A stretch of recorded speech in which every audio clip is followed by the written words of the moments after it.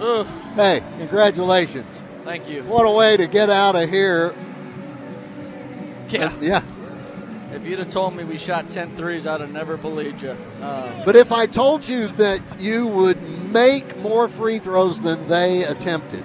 Yeah, I mean, it's a different style. This team's obviously built a little bit differently. Just so happy for our guys to get a win. But finish positive on the glass. Still have 18 turnovers. But in other games, that 18 would have been 22. We made some really big plays where we in the second half especially, where we're two hands on the basketball, not turning it over. That's what got us to the free throw line so many times.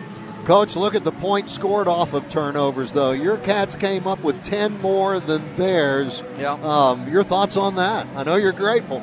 Yeah, I mean, again, our guys, a lot of credit. We had a bunch of deflections that actually didn't end up in turnovers, ended up in buckets for them. So to come out and run a zone for 40 minutes, something that guys have never done.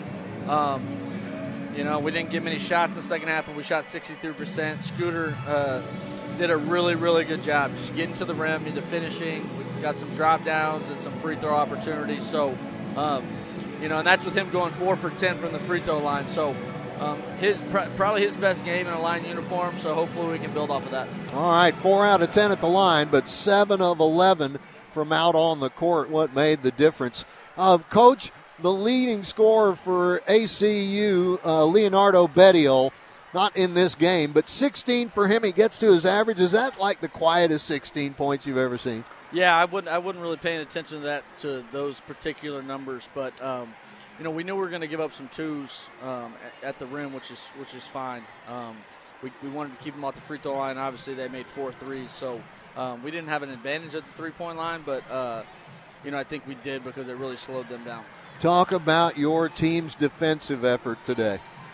Yeah, literally 2-day prep in zone. We have not practiced zone, but some of our guys have actually done it in their previous institutions, and just the willingness for them to be all in on it.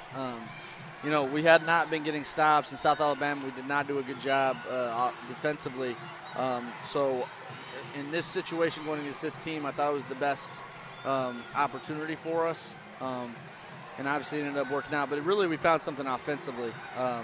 We were able to get the ball to the paint. It started very ugly offensively, but credit to our guys to come up with 48 second-half points.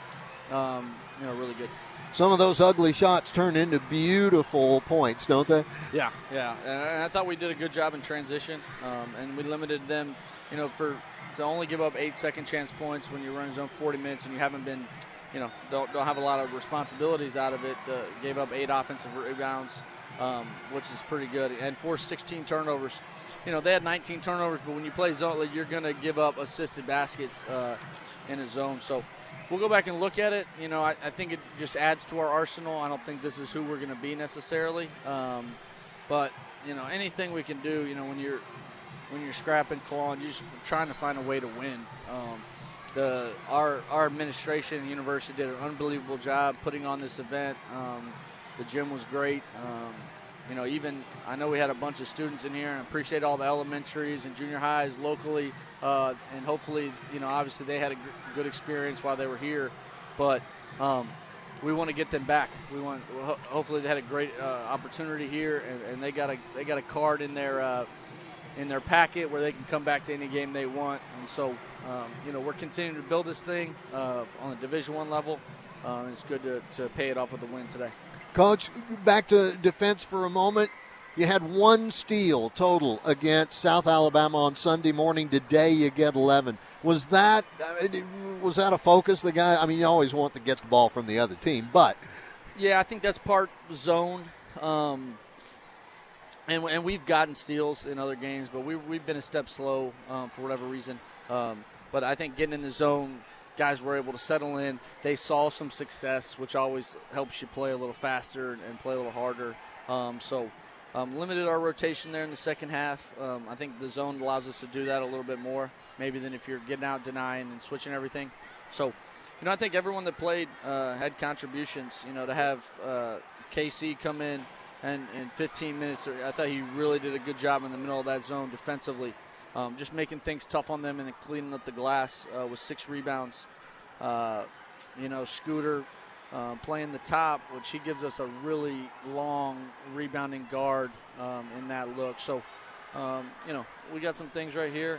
Hopefully Ava will stop messing with your equipment so nothing breaks. It's all right. We're on the same channel now. Yeah, so good. I'm just I can't say it enough. I'm just happy for our guys. Happy for our guys, for them. They've been doing a lot of work to have success, just like everyone else. And we told them, which was rightfully true, that no one was going to give us anything, and I think they went and earned it that second half.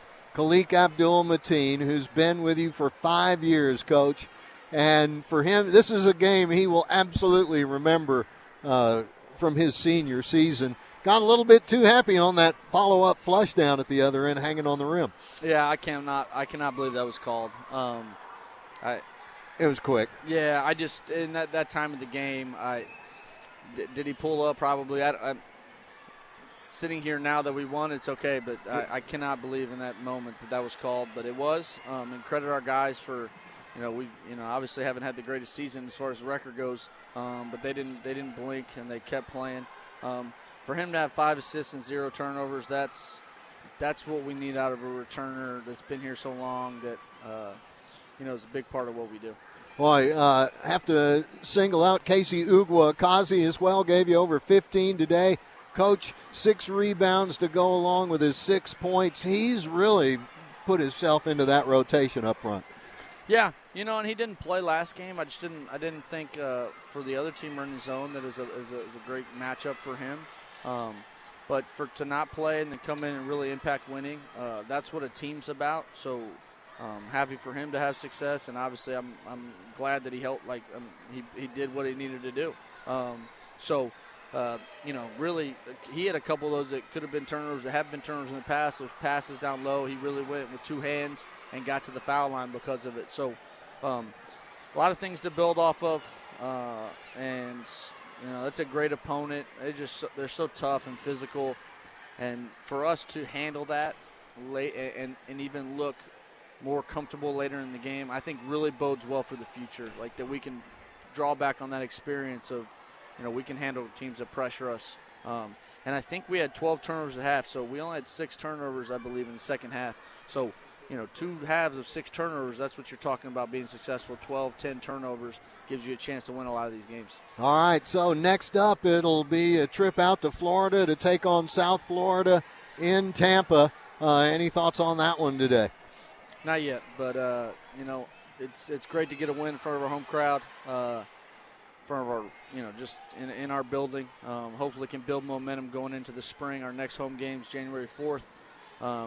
We'll go out here. We'll get prepared like we always do. We got 3 days, 2.5 days, and then we'll put our best foot forward out there.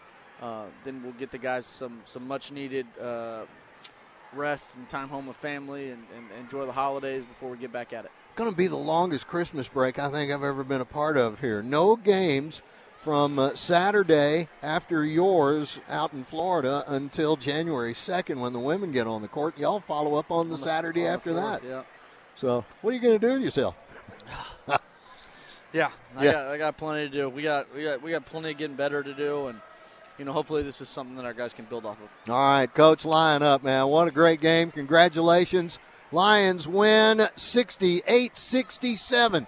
Over an old LSC rival, the Abilene Christian Wildcats. Thanks a lot, folks. That's going to do it from the field house.